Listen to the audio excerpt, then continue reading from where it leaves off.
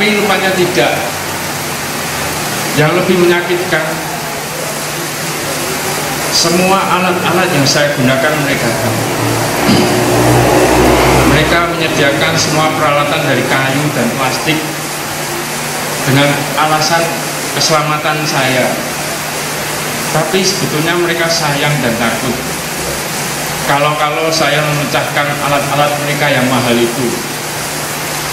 Jadi setiap kali dia beraktivitas, entah itu makan, minum, mandi dan sebagainya, semua peralatan ganti, mulai dari plastik, kayu dan sebagainya. Yang mana sebetulnya ada, misalnya piring itu ada yang dari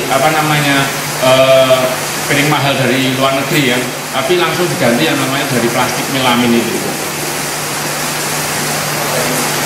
Setiap hari saya makan dan minum selalu menggunakan alat dari kayu atau plastik, yang mana seperti yang mereka sediakan untuk para pembantu dan anjing peliharaan mereka. Setiap hari saya selalu makan dan minum sambil mengucurkan air mata dan bertanya, di manakah hati nurani mereka? Jadi setiap hari si kakek ini selalu makan dan minum sambil menangis, di manakah hati nurani anak saya yang nomor 2 ini?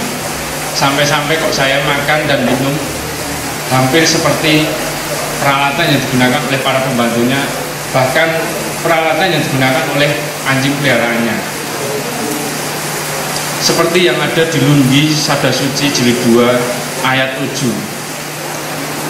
Cuyu bertanya hal laku bakti. Nabi menjawab, sekarang yang dikatakan laku bakti katanya asal dapat memelihara. Tetapi anjing dan kuda pun dapat memberi pemeliharaan. Bila tidak disertai hormat, apa bedanya? Jadi di sini sang kakek itu merasa kalau anak-anak saya itu memang mampu, secara finansial dia memang mampu, tidak kurang apapun.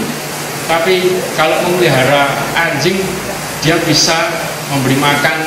Apakah saya juga akan diperlakukan demikian? Asal diberi makan, kemudian terus dimandikan dan sebagainya, tanpa ada rasa hormat, ditegur sapa dan sebagainya. Akhirnya saya tidak kuat lagi dan memutuskan untuk tinggal dengan anak saya yang terkecil, anak yang dulu sangat saya kasihi melebihi yang lain, karena dia dulu adalah seorang anak yang sangat memberikan kesukacitaan pada kami semua. Tapi apa yang saya dapatkan setelah beberapa lama saya tinggal di sana, akhirnya anak saya dan istrinya mendatangi saya, lalu mengatakan bahwa mereka akan mengirim saya untuk tinggal di panti jompo dengan alasan supaya saya dapat punya teman untuk berkumpul dan berbicara karena sesuai dengan anggapannya. Dengan hati yang sangat sakit, akhirnya si kakek tersebut mengiyakan, karena dia sudah tidak punya option lagi, tidak punya pilihan lagi. Rumahnya sudah dijual dan dia juga harus tinggal bersama anak-anaknya yang mana tidak sesuai dengan harapannya selama ini. Setelah beberapa brosur dari rumah panti jompo yang elit di kota tersebut disodorkan oleh si kakek, akhirnya kakek memilih salah satu rumah panti jompo tersebut. Dan mereka berjanji, anak-anaknya berjanji pada si kakek akan selalu mengunjungi saya setiap waktu. Artinya secepat mungkin akan selalu mengunjungi si kakek. Sekarang sudah 2 tahun saya di sini, tapi tidak sekalipun dari mereka yang datang untuk mengunjungi saya, apalagi membawakan makanan kesukaan saya. Jadi faktanya apa? Ternyata janji yang selama ini dijanjikan oleh si anak, ketiga anaknya, bahwa mereka akan mengunjungi di rumah panti jompo tersebut tidak ada, tidak terwujud. Apalagi si kakek ini kan pasti kita semua juga mempunyai yang namanya makanan favorit, makanan kesukaan. Si kakek ini tidak pernah lagi merasakan yang namanya makanan kesukaannya. Padahal simple, makanan kesukaan saya adalah nasi goreng capcay. Hilanglah semua harapan saya tentang anak-anak saya yang besar yang saya besarkan dengan segala kasih sayang dan kucuran keringat selama ini. Si kakek tersebut merasa tidak ada harapan lagi yang saya harapkan untuk ketiga anaknya.